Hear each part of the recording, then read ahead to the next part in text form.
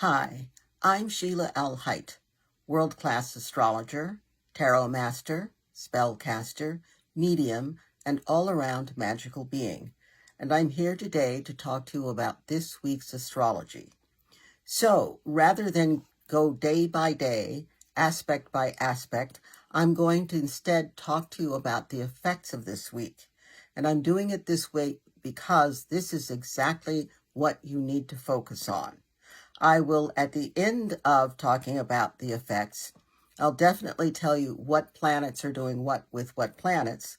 However, it's important for you to know what it is that you have to be aware of and how you have to conduct yourself.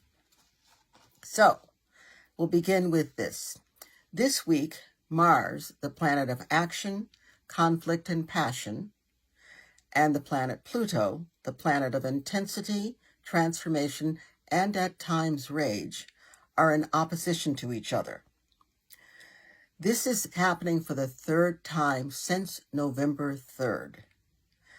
Mars is called the little brother of Pluto, and during the next 2 weeks, we'll experience the effects of this very volatile family altercation. So remember, Mars and Pluto are in aspect to each other.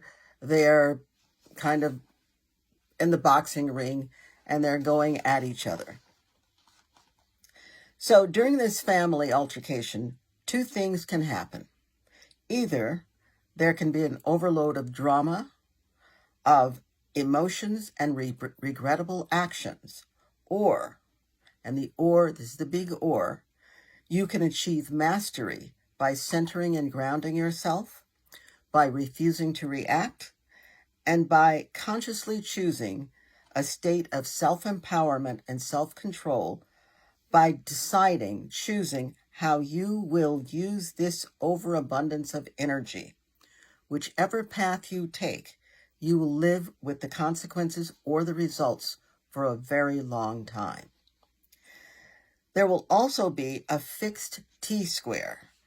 Now, fixed means stubborn, held in place. Fixed also means really able to determine. We need fixed energy because it helps us to stay put when we need to stay put. When fixed energy goes wrong, it's because then that shows that we've gotten too stubborn, we've become too fixed in our attitudes. So there will also be a fixed T-square, and a T-square is an aspect in astrology that has 3 different points of energy coming towards each other to create something. So this fixed square will involve the new moon, which is the sun and the moon, Mars, and Pluto. So there will be 4 planets involved in this fixed T-square. 40% of the planets in the T-square are involved in the T-square. 40% of our planets, our celestial planets, are involved in this configuration. 2 of those planets are already involved in an opposition aspect. So, this is an intense aspect that'll challenge you to either release your attachment to the ego needs of acting irrationally and or aggressively, and also the destruction of that attachment causes. So not only are you being challenged to let go of that says, I've got to do it, I've got to wait in there, it doesn't matter, I don't care what the cost is, you are also going to have to let go of your attachment to the destruction that causes. You can do that, or you can practice using your time and energy with a sense of purposefulness and calmness. Remember, please remember, the long-term gains of maintaining self-control far outweigh the fleeting satisfaction of indulging your fiery emotions. This is not a time to have a better idea than the divine. This is not a time to override whatever kind of peacefulness, energy you carry. This is not that time. I cannot stress this enough. The pent-up energy of the fixed T-square and Mars opposition Pluto, if they are not given a healthy outlet, they can erupt in some extremely messy, destructive ways. Now, what's an outlet? What's a healthy outlet? Well, this is also an excellent time to channel all of that energy into something you believe in, into something you believe in without letting your emotions get the best of you. Please use this energy to defend what needs to be defended and to acknowledge and honor your own individuality. You can use this energy to make something, to keep something positive going. It's all in how you think, all in how you conduct yourself.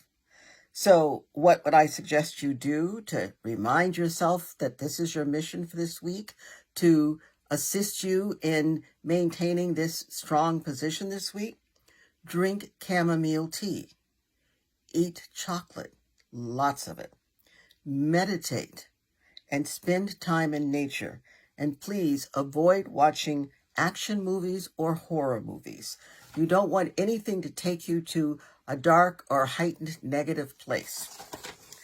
So the planets that have created this wild, dramatic week we're entering into: the Sun square Pluto, Venus together or conjunct with the North Node, Venus conjunct with Saturn, Mars opposition Pluto, and Mars opposition the new moon.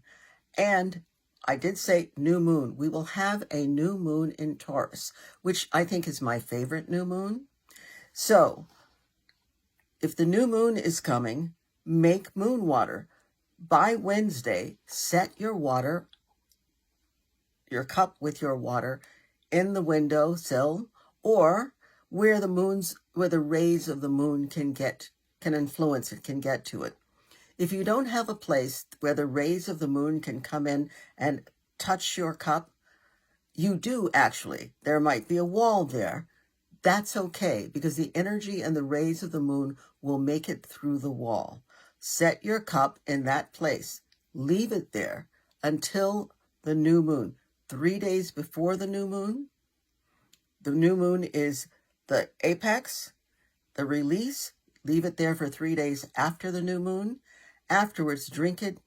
Pour a little in your cooking, pour a little in your bath water, feed it to your pets, your plants.